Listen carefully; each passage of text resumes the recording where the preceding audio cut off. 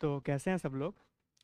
आज exam specific MCQs में हम बात करने जा रहे हैं about the rise of press and western education in India.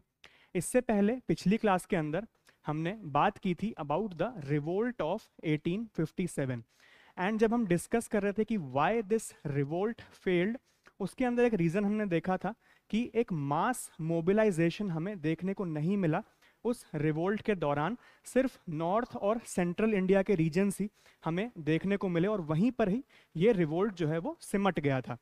But आगे आने वाले टाइम में हमारा फ्रीडम स्ट्रगल जब हमें देखने को मिलता है और इवेंचुअली 1947 के अंदर जब हमें इंडिपेंडेंस मिलती है, तो उस समय 1947 और 1857 के बीच में हमें क्या डिफरेंस देखने को मिलता है, दैट वाज मास मोबिलाइजेशन। मतलब 1947 में हमें पूरे इंडिया का जो है एक पार्टिसिपेशन देखने को मिलता है against the British colonial rule.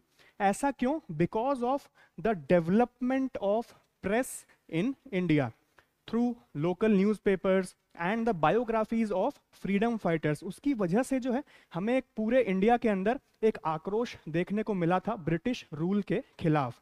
तभी 1947 में जो है हमें आज़ादी मिल पाई थी। तो आज की क्लास में हम यही डिस्कस करेंगे कि कैसे जो है प्रेस का एवोल्यूशन हमें देखने को मिला इंडियन हिस्ट्री के अंदर, और साथ ही वेस्टर्न एजुकेशन के बारे में भी जो है आज हम बात करेंगे। तो एक बेसिक आइडिया लेते हैं, उसके बाद बढ़ेंगे अपने क्वेश्चंस की तरफ। तो सबसे पहले अगर हम बात करें about the rise of the press in colonial India, उससे पहले कॉलोनियल इंडिया से भी पहले हमें पोर्टुगीज लोगों के द्वारा जो है इंडिया के अंदर पहली बुक जो है वो पब्लिश हुई दिखती है। जेसूट्स ऑफ गोवा ने जो है, जेसूट्स ऑफ गोवा, ये जो है पोर्टुगीज लोग थे, इन्होंने जो है पहली बुक जो है पब्लिश कराई थी इंडिया के अंदर इन 1557, which is way back before the colonial rule in India. अगर इंडियन हिस्ट्री के पर्सपेक्टिव से अगर हम ये साल देखते हैं तो हमें कोइंसाइड करता हुआ दिखता है with the 1556 second battle of Panipat between Jalaluddin Akbar the Mughal emperor and Hemchandra Vikramaditya also known as Hemu. तो इस बैटल के एक साल के बाद हमें 1557 के अंदर पहली बुक जो है वो पब्लिश हुई दिखती है by the Jesuits of Goa who were nobody else but the Portuguese people. तो यहां से जो है माना जाता है कि प्रेस जो है इंडिया के अंदर स्टार्ट हुई थी। काफी सारे रेफरेंसेस हमें देखने को मिलते हैं इससे रिलेटेड, खास करके एक रेफरेंस हमें J. नटराजन सर की एक बुक है the history of Indian press, उसके अंदर जो है पूरी हिस्ट्री हमें बताई गई है कि कैसे एवोल्यूशन हुआ हमारा इंडियन प्रेस का। उसके अंदर ही 1557 में जेसूट्स ऑफ गोवा जो लोग थे पोर्टुगीज, उनके द्वारा जो बुक पब्लिश की गई उसके बारे में जो है वो बताया गया है। आप लोग भी अगर वो बुक पढ़ना चाहते हैं तो पढ़ सकते हैं। 1962 के अंदर ये बुक जो है पब्लिश हुई थी, the history of Indian press, the history of Indian press in 1962 by J. Natarajan. फिलहाल हम बढ़ते हैं कि कॉलोनियल रूल के अंदर हमें क्या क्या देखने को मिला था। The early newspapers in India, the first newspaper in India was the Bengal Gazette in 1780, which was also known as the Hickey's Gazette because it was started by James Augustus Hickey, who was a British official at that time. Other early newspapers included the Bombay Gazette in 1789, the Madras Courier in 1785, the Calcutta Gazette in 1784, and the Indian Mirror in 1861 by Keshab Chandra Sen. इसके बाद nationalism के अंदर हमें press का क्या role देखने को मिलता है उसके बारे में भी एक आइडिया लेते हैं। Newspapers became a medium to criticise British policies and spread the nationalist ideas, जिसके बारे में शुरुआत के अंदर मैंने बात की थी। Vernacular newspapers played a crucial role in awakening the masses. Vernacular का मतलब है यहाँ पर रीजनल लैंग्वेजेस के जो न्यूज़पेपर्स है, जैसे कि मराठी न्यूज़पेपर्स हमें महाराष्ट्र के अंदर देखने को मिलते हैं, तेलुगु न्यूज़पेपर्स दक्षिण के इलाके में, उसके बाद तमिल न्यूज़पेपर्स सदर्न इंडिया में, ऊपर अगर हम नॉर्थ की तरफ देखें तो हिंदी एंड उर्दू हमें दिल्ली और अवध के रीजन्स के अंदर देखने को मिलते थे. Those were nothing else but the vernacular newspapers. Prominent national newspapers at that time included Kesari, which was a Marathi newspaper, and Maratha, which was an English newspaper, which were started by Bal Gangadhar Tilak. बाल गंगाधर तिलक के बारे में जो है अगली class के अंदर जब हम socio religious reform movements of the modern day के बारे में जब हम बात करेंगे, including figures like Swami Vivekananda etcetera, उनके बारे में जब हम जानेंगे, तब हम डिटेल के अंदर बात करेंगे बाल गंगाधर तिलक जी के बारे में भी. वो जो है हमारा अगली क्लास का टॉपिक है, the socio religious reform movements of the modern day. इसके बाद हमें अमृत बाजार पत्रिका देखने को मिलती है बंगाली और इंग्लिश के अंदर. ये जो है क्रिटिसाइज्ड ब्रिटिश पॉलिसीज, और ये न्यूज़पेपर जो है मेन टारगेट था ब्रिटिश का under the vernacular press act of 1878. इसके बारे में जो है कुछ देर के अंदर हम बात करेंगे कि क्या क्या पॉलिसीज ब्रिटिश ने लगाई थी सबड्यू करने के लिए इंडियन प्रेस को. उसके अंदर हम थोड़ा डिटेल में जो है वो बात करेंगे. इसके बाद द हिंदू हमें देखने को मिलता है इंग्लिश के अंदर 1878 के दौरान, founded by ji Subramania Iyer. The Hindu आज के टाइम पर भी यूपीएससी, सिविल सर्विसेज और स्टेट पीसीएस एग्जाम्स के जो भी एस्पिरेंट्स हैं उनके बीच में एक बहुत ही ज़्यादा पॉपुलर न्यूज़पेपर है द हिंदू, जिसकी स्टार्टिंग जो है हमें 1878 के अंदर देखने को मिलती है बाय जी सुब्रमण्य अय्यर. इसके बाद स्वदेशी समित्रन हमें देखने को मिलता है तमिल लैंग्वेज के अंदर, which was also founded by जी सुब्रमण्य अय्यर. इसके बाद बंगाली नाम का एक न्यूज़पेपर हमें देखने को मिलता है. ऑब्वियसली नाम ही बंगाली है तो इसकी लैंग्वेज भी बंगाली ही थी. In 1862 which was edited by Surendranath Banerjee. इसके बाद आगे बढ़ते हैं और देखते हैं कि ब्रिटिश कंट्रोल हमें क्या क्या देखने को मिला था इंडियन प्रेस के ऊपर उस समय पर. British control and censorship. The British tried to suppress the press through various laws and regulations. The first one was Censorship of Press Act in 1799, which was imposed by Lord Wellesley. सारे acts के बारे में जो है थोड़ा detail के अंदर अभी कुछ देर के अंदर हम बात करेंगे, फिलहाल वन लाइनर्स हैं तो एक बार देख लेते हैं. इसके बाद licensing regulations of 1823, which required newspapers to get a license. उसके बाद वर्नाक्यूलर प्रेस एक्ट ऑफ 1878, जिसके बारे में जस्ट कुछ देर पहले मैंने बात की थी, introduced by Lord Lytton to suppress Indian language newspapers. और फिर उसके बाद Indian press act of 1910, which further imposed strict restrictions on nationalist writings. तो ये जो है कुछ एक्ट्स थे. इनके अलावा और भी काफी सारे एक्ट्स जो है वो ब्रिटिश ने जो है सेंसरशिप के लगाए थे. सबके बारे में जो है एक बेसिक आइडिया जो है ले लेते हैं. तो the press laws in colonial India की अगर बात करें तो सबसे पहले हमें the censorship of press act in 1799 के अंदर देखने को मिलता है by lord Wellesley. Introduced during the Napoleonic wars to prevent the spread of anti British propaganda. India के अंदर भी जैसा कि हम पहले बात कर चुके हैं, जब हम रीजनल किंगडम्स की बात कर रहे थे उसके अंदर हमने देखा था कि टीपू सुल्तान जो है वो द फ्रेंच रेवोल्यूशन और द नेपोलियनिक वॉर से जो है काफी ज्यादा इन्फ्लुएंस थे, और फ्रेंच आर्टिलरी की मदद से जो है उन्होंने मैसूरियन रॉकेट्स जो है वो बनाई थी. तो यहां पर आगे एक टीपू सुल्तान और ना पैदा हो जाए, क्योंकि 1799 का ही टाइम पीरियड में देखने को मिलता है फोर्थ एंग्लो मैसूर वॉर का, the fourth Anglo Mysore war, जिसमें टीपू सुल्तान की जो है वो मृत्यु हुई थी श्रीरंगपट्टनम के अंदर, और वहां से मैसूर का रीजन भी जो है हमें देखने को मिलता है ब्रिटिश एम्पायर के अंदर.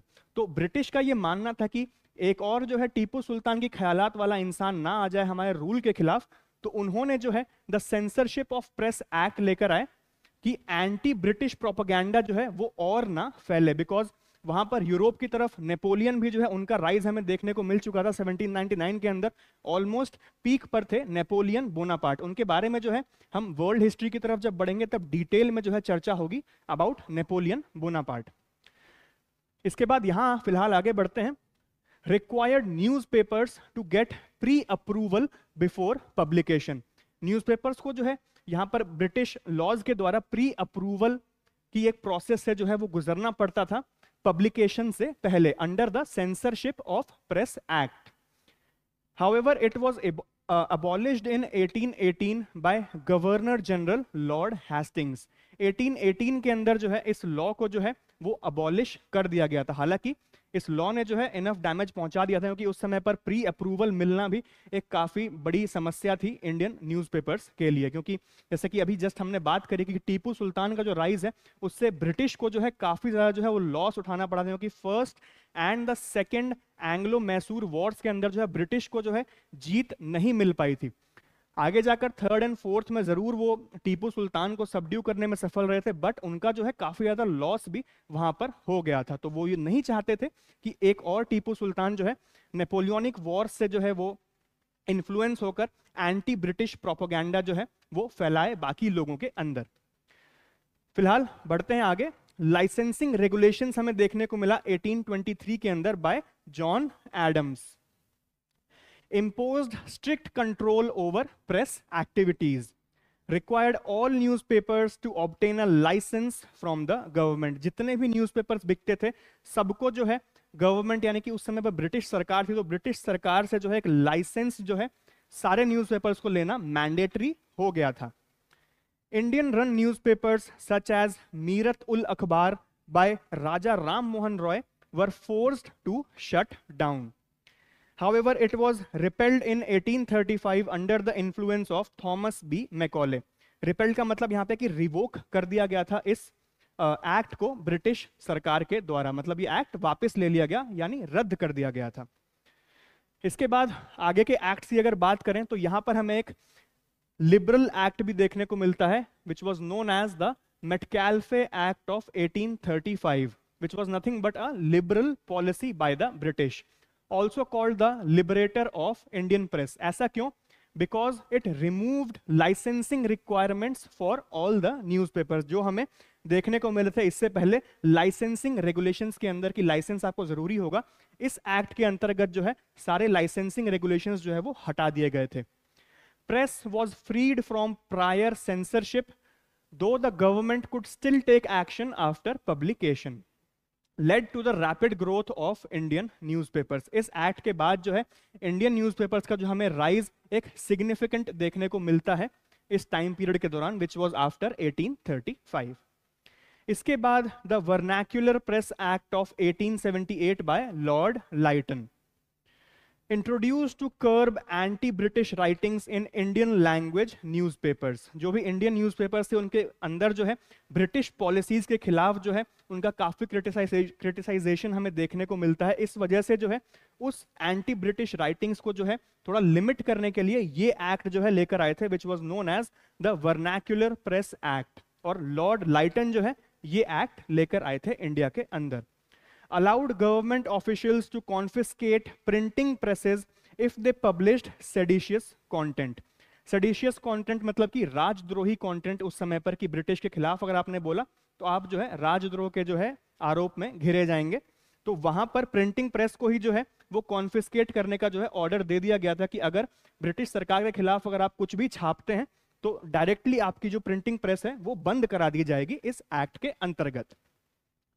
Targeted newspapers like Kesari and Amrita Bazar Patrika, जिसके बारे में हम जस्ट कुछ देर पहले बात कर चुके हैं। रिपेल्ड इन 1882 बाय लॉर्ड रिपन। 1882 के अंदर मतलब सिर्फ 4 सालों के बाद ही इस एक्ट को जो है रिवोक कर दिया गया, रद्द कर दिया गया बाय लॉर्ड रिपन। इसके बाद आगे बढ़ते हैं towards the Indian press act of 1910 by lord Minto. Required publishers to submit copies of newspapers to the government before publication, allowed the British to impose heavy fines and shut down newspapers for nationalist content, strengthened censorship before world war one. ये time period जो है हमें world war one के आसपास का देखने को मिलता है। इस वजह से जो है वहां पर सेंसरशिप लगा दी गई कि यहाँ पर जो है उनकी कॉलोनीज के अंदर एक प्रोपोगेंडा ना फैल सके ब्रिटिश रूल के खिलाफ। इसलिए ये एक्ट जो है लॉर्ड मिंटो लेकर आए थे। यहाँ पर they have to submit copies of newspapers to the government before publication. मतलब सरकार को जो है आपको एक कॉपी पहले भेजनी पड़ेगी वो न्यूज़पेपर पब्लिश करने से पहले। अगर वो वहां से अप्रूवल भेजते हैं तभी जो है आप वो न्यूज़पेपर पब्लिश कर पाएंगे, according to this Indian press act of 1910।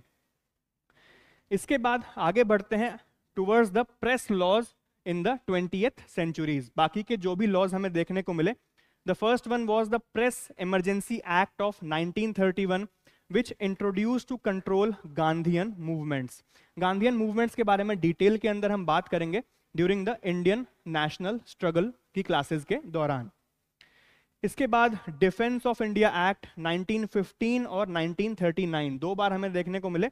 Allowed strict censorship during the world Wars. दोनों ही टाइम पीरियड हमें दोनों वर्ल्ड वॉर्स के आसपास के देखने को मिलते हैं, इसीलिए यहाँ पर सेंसरशिप लगा दी गई कि वर्ल्ड वॉर्स के दौरान जो है किसी भी कॉलोनी में कोई प्रोपोगेंडा ना फैल सके। इसके बाद the Indian press emergency powers act of 1931 which was introduced by lord Irwin to curb anti British activities. Same बाकी ही जो भी एक्ट्स जो लाए गए कि एंटी ब्रिटिश जो भी बिहेवियर दिखेगा उसके खिलाफ कार्रवाई करने के लिए बाकी एक्ट्स भी आए, तो ये एक्ट भी हमें देखने को मिलता है 1931 के अंदर। इसके बाद बात करते हैं about the impact of the press on the Indian society during the British colonial rule. It created political awareness and unity among Indians. जैसा कि मैंने शुरुआत के अंदर बात की थी कि कैसे 1857 का जो रिवोल्ट हमें देखने को मिलता है वहां पर मास मोबिलाइजेशन की कमी थी, वो यहाँ पर इंडियन प्रेस ने जो है उसका एवोल्यूशन बहुत तेजी से हुआ उसके बाद, और यहाँ पर हमें यूनिटी देखने को मिली। बाकी जो भी रीजन से नॉर्थ और सेंट्रल तो पहले से ही यूनाइट हो गए थे 1857 के बाद, बट बाकी रीजन्स को भी साथ में लेके चलना था, क्योंकि आपको आज़ादी तभी मिल सकती है जब सारे के सारे रीजन्स जो है आपके साथ खड़े हों, और एक नेशनलिस्ट मूवमेंट तभी पैदा होगा जब सारे रीजन्स की हमें यूनिटी देखने को मिलेगी। तो वो जो है काम यहाँ पर इंडियन प्रेस ने हमें करके दिखाया था by creating political awareness and unity among Indians. It helped in the Swadeshi movement, the non-corporation movement and the civil disobedience movement. ये सारे मूवमेंट जो है गांधीयन मूवमेंट्स, इनके बारे में जैसे कि मैंने अभी बात करी कि कुछ एक दो क्लासेस के बाद ही हमारा वो टॉपिक है द इंडियन फ्रीडम स्ट्रगल, उसके अंदर डिटेल के अंदर हम बात करेंगे इन सारे मूवमेंट्स के बारे में। But the press helped in all these movements, which were the Swadeshi movement, the non-corporation movement, the civil disobedience movement, etc. और आगे जाकर जब हमें आज़ादी मिली तो उसके अंदर प्रेस का भी जो है एक बहुत मेजर रोल हमें देखने को मिलता है। It encouraged literary and cultural revival through Indian language newspapers. जो भी हमें इंडियन लैंग्वेज न्यूज़पेपर्स देखने को मिले उसके अंदर हमें जो भी जैसे लिटरेरी एंड कल्चरल रिवाइवल की अगर हम बात करें कि जैसे कि जो भी लैंग्वेजेस हमारी थी उसको जो है डोमिनेट कर दिया था इंग्लिश लोगों ने, कि इंग्लिश में ही जो है वो आगे जो भी एक्टिविटीज़ है वो करी जाएंगी, बट यहाँ पर हमें लोकल रीजनल लैंग्वेजेस का जो है एक बार फिर से राइज देखने को मिला through the Indian language newspapers. Despite the restrictions, the Indian press played a key role in mobilizing people for independence, जैसे कि हम बात कर चुके हैं। Nationalist leaders like Bal Gangadhar Tilak, Mahatma Gandhi and Netaji Subhash Chandra Bose used newspapers to spread awareness. जितने भी हमारे मेजर फ्रीडम फाइटर्स थे, बाल गंगाधर तिलक, महात्मा गांधी जी, नेताजी सुभाष चंद्र बोस, भगत सिंह जी एटसेट्रा, और भी लोगों के बारे में जो है आगे जाकर हम बात करेंगे, हमारे अगले टॉपिक्स ही वही हैं। तो उसमें हम देखेंगे कैसे न्यूज़पेपर्स एंड बायोग्राफीज की मदद से जो है लोगों को मोबिलाइज करने का काम किया इन नेशनल लीडर्स ने। The press became a powerful weapon against the colonial rule in India. तो ये जो है प्रेस के बारे में एक बेसिक आइडिया था। अब आगे बढ़ते हैं about the western education in colonial India, the rise of education in colonial India. सबसे पहले बात करें about the early British initiatives in education के बारे में, तो इसके अंदर initially British education was focused on training Indians for administrative roles. तो इसके अंतर्गत शुरुआत के अंदर ब्रिटिश ये चाहते थे कि एडमिनिस्ट्रेटिव रोल्स जो हैं वो इंडियंस को मिले, उसके लिए उनका एजुकेटेड होना जरूरी है। इसके बाद missionary schools introduced English education in India and the Christian missionaries set up schools to spread western education and religious beliefs, जिसका हमें इफेक्ट जो है मॉडर्न डे के अंदर भी देखने को मिलता है, द कॉन्वेंट स्कूल्स जो हमें आज के समय पे देखने को मिलते हैं। इसके बाद the charter act of 1813 which was the first step towards modern education. Charter acts के बारे में हम पहले भी बात कर चुके हैं during the administrative and economic policies of the British. उस क्लास के अंदर हमने बात की थी कि कैसे हमें 4 चार्टर एक्ट्स देखने को मिले, और 1813 का जो चार्टर एक्ट था उसके अंतर्गत हमें 1 लाख रुपए जो है एनुअली ब्रिटिश गवर्नमेंट द्वारा जो है इंडियन एजुकेशन पे जो है स्पेंड करने का जो है हमें देखने को मिलता है। It allowed Christian missionaries to promote education in India. The British government allotted rupees 1 lakh per year for education, though very little was done initially. शुरुआत के अंदर जो है हमें ज़्यादा खर्च देखने को नहीं मिलता, बट आगे जाके जैसे जैसे ये चार्टर एक्ट थोड़ा पुराना हुआ तब हमें जो है क्रिश्चियन मिशनरीज का जो है स्पेंड करना और लोगों को जो है वेस्टर्न एजुकेशन से जो है वो एजुकेट करना हमें देखने को मिलता है इंडियन सब कॉन्टिनेंट के अंदर। इसके बाद आगे बढ़ते हैं, एक बहुत ही इंपॉर्टेंट फेज हमें देखने को मिलता है 1835 के अंदर। That was the Macaulay's minute which was the introduction of English education in India. Lord Macaulay recommended English as the medium of education, और इन्होंने जो है जो रीजनल लैंग्वेजेस जो हमारी इंडिया के अंदर पहले से प्रचलित थी like Sanskrit, Hindi and Persian, इन सब को जो है पूरी तरह से नेग्लेक्ट करते हुए इंग्लिश को जो है एक मीडियम ऑफ एजुकेशन बना दिया, जो हमें आज के समय पर मॉडर्न डे के अंदर भी देखने को मिलता है कि जो भी हमारी मेनली शहरों के अंदर, जैसे कि हम देख सकते हैं टीयर 1 टीयर 2 सिटीज के अंदर मोस्टली जो बच्चे हैं वो इंग्लिश मीडियम में ही जो है वो पढ़ते हैं। Introduced western style education focusing on science, law and literature. Indian classical education which included Sanskrit and Persian was neglected. जैसे कि जस्ट अभी मैंने इसके बारे में बात की कि मैकॉले ने जो है संस्कृत, हिंदी, पर्शियन, उर्दू जो भी लैंग्वेजेस इंडिया के अंदर प्रचलित थी उसको हटाकर इंग्लिश को जो है एक सेंट्रलाइज्ड मीडियम ऑफ एजुकेशन जो है वो बनाने में जो है इनका हमें रोल देखने को मिलता है लॉर्ड मैकॉले का। कई लोगों का ये मानना है कि लॉर्ड मैकॉले जो है इंडिया को सिविलाइज करना चाहते थे या और बहुत सारी चीजें, बट लॉर्ड मैकॉले और ब्रिटिश गवर्नमेंट का एक ही मोटिव था कि इंडियंस को जो है वो स्लेव एजुकेशन दी जाए, जिससे वो ब्रिटिश लोगों की जो है वो सेवा कर सकें। बीडी भट्ट साहब की एक बुक है, बीडी भट्ट की एक book the history of education in India, उसके अंदर जो है ट्रू मोटिव्स बताए गए हैं लॉर्ड मैकॉले और ब्रिटिश गवर्नमेंट के behind the western education introduction in the Indian सब कॉन्टिनेंट। अगर आप पढ़ना चाहें तो वो बुक पढ़ सकते हैं, the history of education in India by mister BD Bhatt. फिलहाल यहां बढ़ते हैं आगे। मैकॉले के बाद हमें क्या देखने को मिला था? That was Wood's dispatch in 1854 which is also known as the Magna Carta of Indian education. अब यहाँ पे हमने ये वर्ड काफी ज्यादा सुना हुआ है, मैग्ना कार्टा। हमारे इंडियन कॉन्स्टिट्यूशन के अंदर भी जो 3rd प्रोज है उसके अंदर जो फंडामेंटल राइट्स हैं उसको भी जो है the Magna Carta of India कहा जाता है, और यहाँ पर वुड्स डिस्पैच को Magna Carta of Indian education कहा जाता है। तो मैग्ना कार्टा क्या है? मैग्ना कार्टा जो है 16th सेंचुरी के अंदर ब्रिटेन में, यानी कि मॉडर्न डे यूनाइटेड किंगडम, उसके अंदर जो है एक लॉ पास किया गया था कि किंग जो है और उसकी जो गवर्नमेंट जो है वो लॉ से ऊपर नहीं है। तो वही यहाँ पर हमें देखने को मिलता है इंडियन एजुकेशन के अंदर कि एजुकेशन जो चीज है वो किसी भी इंसान से जो है वो ऊपर नहीं है, इसीलिए इसको the Magna Carta of Indian education कहा जाता है।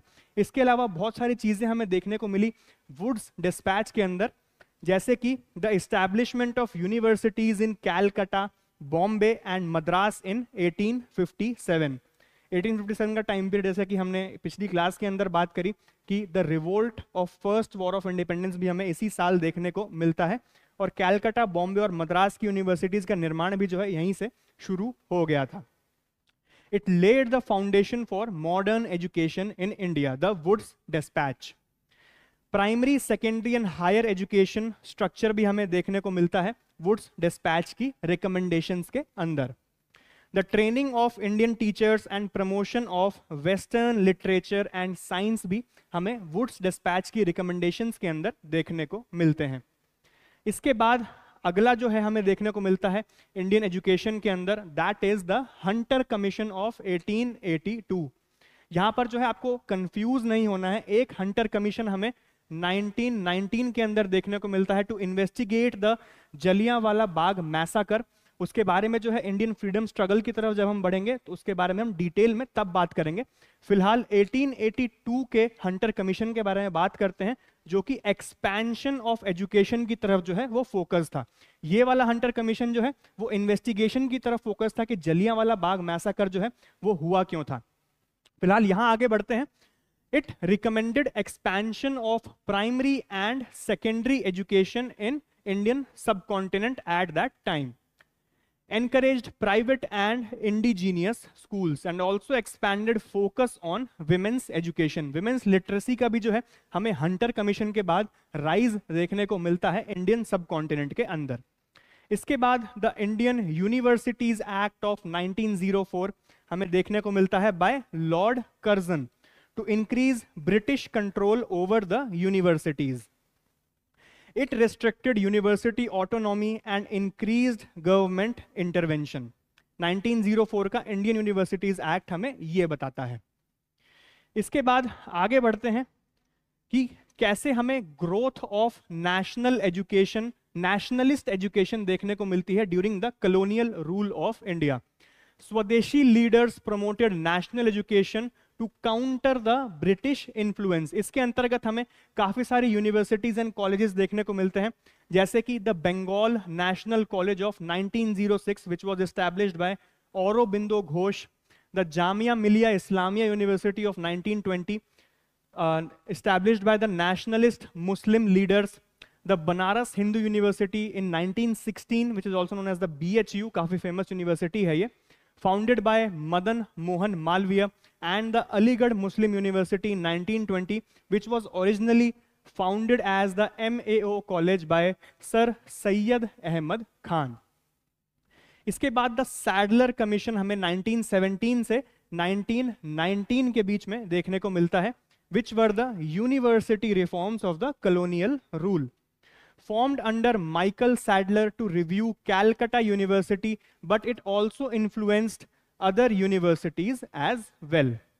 It recommended a 12-year school system before university, जैसे कि हमें आज भी देखने को मिलता है फर्स्ट स्टैंडर्ड से 12th स्टैंडर्ड यूनिवर्सिटी से पहले।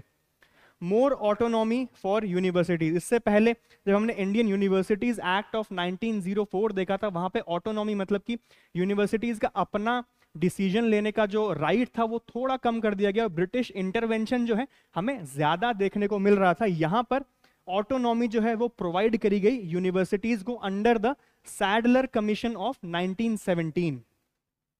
Vocational and women's education should be expanded under the Sadler commission, इसका ये रिकमेंडेशन था। Led to reforms in higher education but was not fully implemented due to British control. इसके बाद आगे बढ़ते हैं। The Sargent plan of education of 1944 की तरफ। ये जो है एक प्री इंडिपेंडेंस एजुकेशन ब्लूप्रिंट हमें देखने को मिलता है, क्योंकि 1947 जैसा कि हम सब जानते हैं 1947 में जो है हमें इंडिपेंडेंस मिल गई थी, उससे 3 साल पहले हमें the Sargent plan of education देखने को मिलता है, proposed by John Sargent, educational adviser to the British government. ये ब्रिटिश गवर्नमेंट में जो है एजुकेशनल एडवाइजर थे। Aimed for universal compulsory and free education for children ranged between 6 to 14.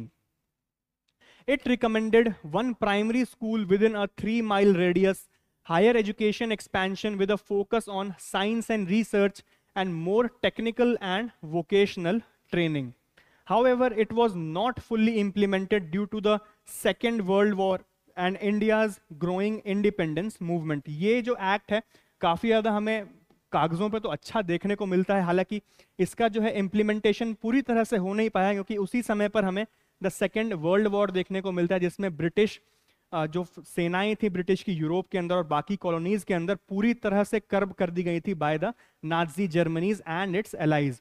उसके बारे में जो है वर्ल्ड हिस्ट्री के अंदर हम थोड़ा डिटेल में बात करेंगे कि कैसे जो है द सेकेंड वर्ल्ड वॉर ने भी जो है एक मेजर रोल जो है वो निभाया था इंग्लैंड की कॉलोनीज को जो है वो इंडिपेंडेंट होने के लिए, क्योंकि ब्रिटिश के पास जो भी रिसोर्सेज थे वो डिप्लीट होते जा रहे थे वर्ल्ड वॉर के समय पर, जिस वजह से भी एक छोटा रीजन हमें ये भी देखने को मिलता है। उसके बारे में डिटेल में वर्ल्ड हिस्ट्री के अंदर हम बात करेंगे। फिलहाल यहां आगे बढ़ते हैं कि पोस्ट इंडिपेंडेंस हमें क्या देखने को मिला। That was the Radhakrishnan commission of 1948 to 1949 which was the higher education reforms headed by Dr. S. Radhakrishnan to review university education.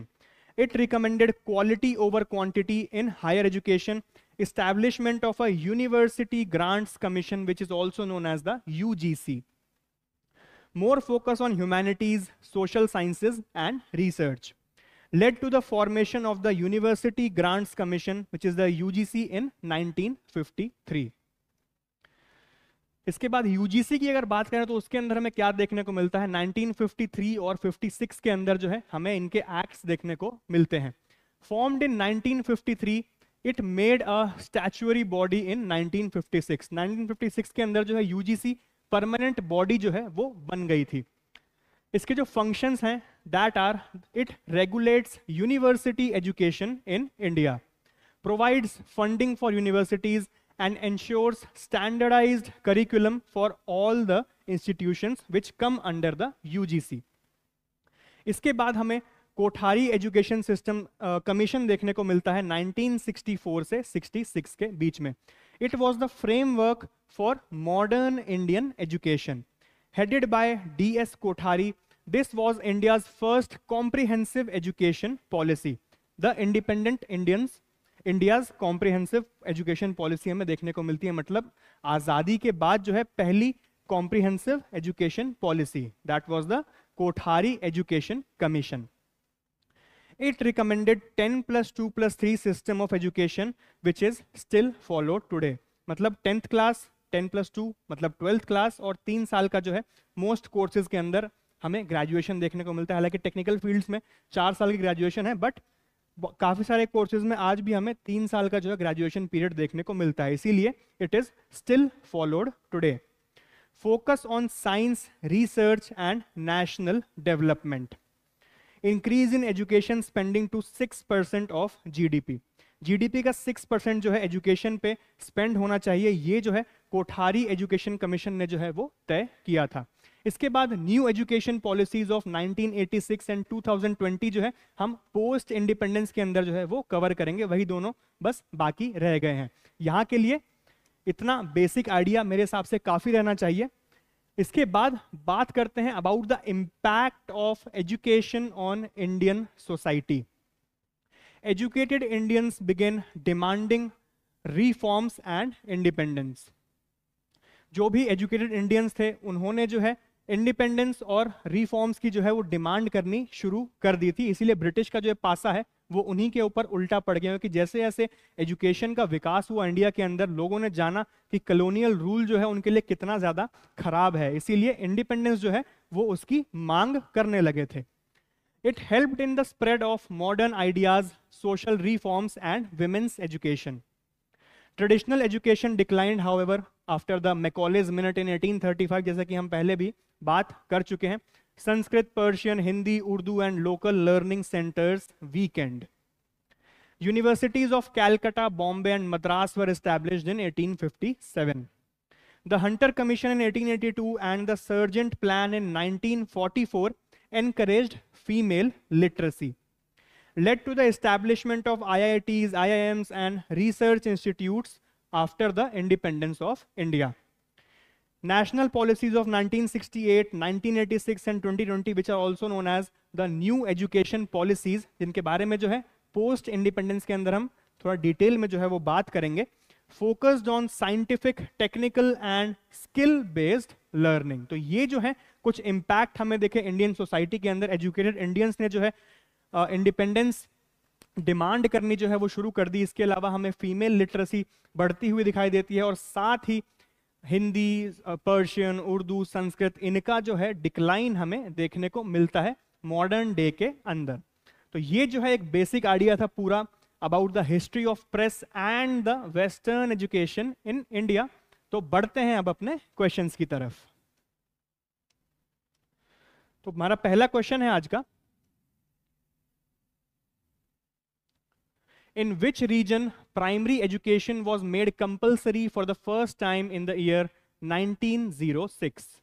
Options A Calcutta, B Baroda, C Delhi या फिर डी अलीगढ़। इसका सही आंसर जो है that is B Baroda. Baroda के अंदर 1906 में हमें जो है पहली बार देखने को मिला कि प्राइमरी एजुकेशन जो है वो कंपलसरी कर दी गई थी ब्रिटिशर्स के द्वारा। आगे बढ़ते हैं अगले क्वेश्चन की तरफ।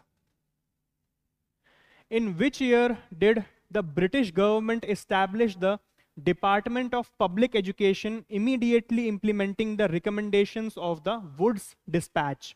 ऑप्शंस ए 1845, बी 1840, सी 1855 या फिर डी 1860। अब यहां पर काफी आसान जो है क्वेश्चन ने खुद को ही बना लिया है यहां पर वुड्स डिस्पैच का नाम देकर, क्योंकि जैसे कि हम सब जानते हैं, अभी हमने बात भी करी कि 1854 के अंदर हमें वुड्स डिस्पैच देखने को मिलता है।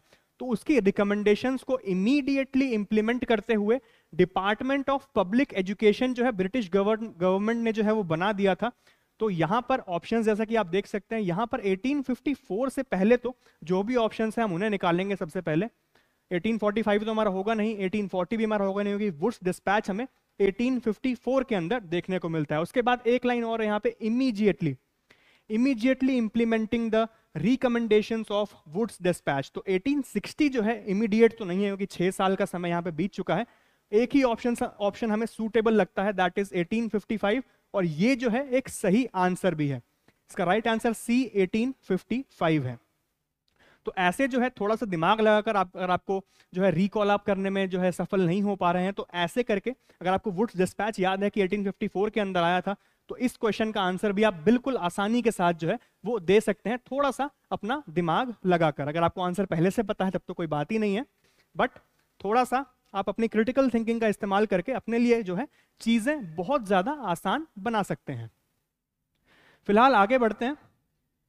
क्वेश्चन नंबर 3 है, which acting governor general made the licensing rules of 1823 to ban newspapers? Options A Lord Wellesley, B Robert Knight, C George Allen या फिर डी जॉन एडम्स। इसके बारे में हम बात कर चुके हैं कि लाइसेंसिंग रूल्स ऑफ 1823 कौन लेकर आए थे, that was D John Adams. John Adams जो है इसका सही आंसर है। आगे बढ़ते हैं फिलहाल।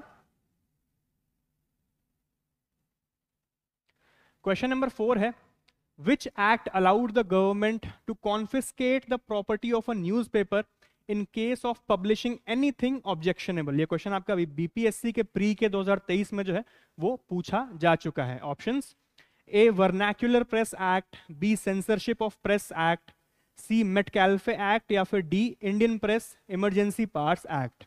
इसके बारे में भी हम बात कर चुके हैं कि वर्नाक्यूलर प्रेस एक्ट के अंदर जो है आपकी प्रिंटिंग प्रेस ही जो है वो कॉन्फिस्केट कर दी जाएगी ब्रिटिश सरकार के द्वारा, अगर आपने कुछ भी एंटी ब्रिटिश प्रोपेगेंडा फैलाने की कोशिश करी अपने न्यूज़पेपर्स के द्वारा। तो उसका सही आंसर जो है that is A vernacular press act. आगे बढ़ते हैं क्वेश्चन नंबर 5 की तरफ। The Times of India newspaper was established in 1861 in which region? Options A Madras, B Calcutta, C Bombay या फिर D न्यू दिल्ली। इसका सही आंसर जो है that is C Bombay. Bombay के अंदर जो है 1861 में द टाइम्स ऑफ इंडिया काफी पॉपुलर हमारा न्यूज़पेपर मॉडर्न डे के अंदर भी हमें देखने को मिलता है, उसकी जो है एस्टैब्लिशमेंट हुई थी बॉम्बे के अंदर इन 1861। आगे बढ़ते हैं। क्वेश्चन नंबर 6 है, who repelled the vernacular press act of 1878? ये क्वेश्चन आपका वेस्ट बंगाल पीएससी 2022 में जो है वो पूछा जा चुका है। Options A lord Lytton, B lord Curzon, C lord Dufferin या फिर डी लॉर्ड रिपन। इसके बारे में हम बात कर चुके हैं कि किस ब्रिटिश ऑफिशियल ने जो है रिपेल यानी कि रिवोक किया था, रद्द किया था इस एक्ट को, 1878 वर्नैक्युलर प्रेस एक्ट को। तो इसका सही आंसर है डी लॉर्ड रिपन। इन्होंने जो है इस एक्ट को रिपेल किया था। अगला क्वेश्चन देखते हैं। What was the title of India's first newspaper?